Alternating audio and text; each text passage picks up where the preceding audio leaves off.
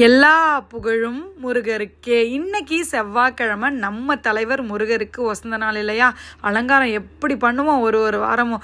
ஆமாங்க, இன்னைக்கும் ரொம்ப சூப்பராக அழகாக நான் பண்ணலை, பவித்ரா தாங்க இன்னைக்கு அலங்காரம் பண்ணாங்க.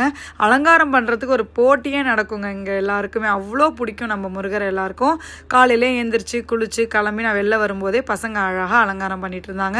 இன்னைக்கு மல்லிப்பூ, சாமந்திப்பூ, ரோஜாப்பூ இதெல்லாம் வச்சு தான் அலங்காரம் பண்ணாங்க. கோயிலா இல்லை இது வீடா வர ஃபாலோவர் எல்லாருமே கேட்பாங்க. ஏன்னா வரும்போதே வத்தி சாம்பிராணி வாசனை, அந்த கோயில் வாசனை, அந்த பூக்கள் வாசனைலாம் அவ்வளோ சூப்பராக இருக்கும். எனக்கே ரொம்ப ஆச்சரியமாக இருக்கும். இது எல்லாத்துக்கும் காரணம் கண்டிப்பாக எல்லா புகழுமே முருகருக்கு தான். நிறைய பேர் நம்ம முருகரை, நம்ம சாமி மாடத்தை பார்க்கணுன்னு ஆசைப்படுறீங்க. கண்டிப்பாக வந்து நீங்கள் நேராக பார்க்கலாம். சிதம்பரம் உசுப்பூர் சிவன் கோயில் தெரு ஃபஸ்ட்டு வீடு. யாரையுமே கால் பண்ணி கேட்க வேணாம், ஃபோன் பண்ண வேணாம், நேராக வந்து நீங்கள் செக் பண்ண வேணாம். நேராக இந்த அட்ரஸ்க்கு வந்துட்டிங்கனாலே கரெக்டாக சூப்பராக வந்துடலாம். ஆட்டோ பிடிச்சி கூட சூப்பராக இருப்பார் நம்ம முருகர். இன்னைக்கு வெற்றிலை தீபம் போட்டிருக்கேன்.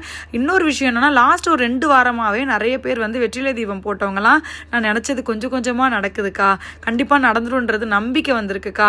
ஒரு விஷயத்துக்காக நான் ரொம்ப வருஷமாக வேண்டிக்கிட்டேன், நீங்கள் சொல்லி தான் வெற்றிலை தீபம் போட்டேன், இப்போ அவ்வளோ அழகாக அந்த விஷயம் அமைஞ்சிருச்சுக்கான்னு சொல்கிறீங்க. கேட்கும்போதே ரொம்ப சந்தோஷமாக இருக்குது. இன்னைக்கு சாயங்காலம் 6:30 மணிக்கு நான் பாண்டியநாயகம் ஸ்ரீ சுப்பிரமணிய சுவாமி கோயிலுக்கு இன்னைக்கு சாயங்காலம் வருவாங்க. யார் வேணாலும் வாங்க, நம்ம அங்கே மீட் பண்ணலாம்.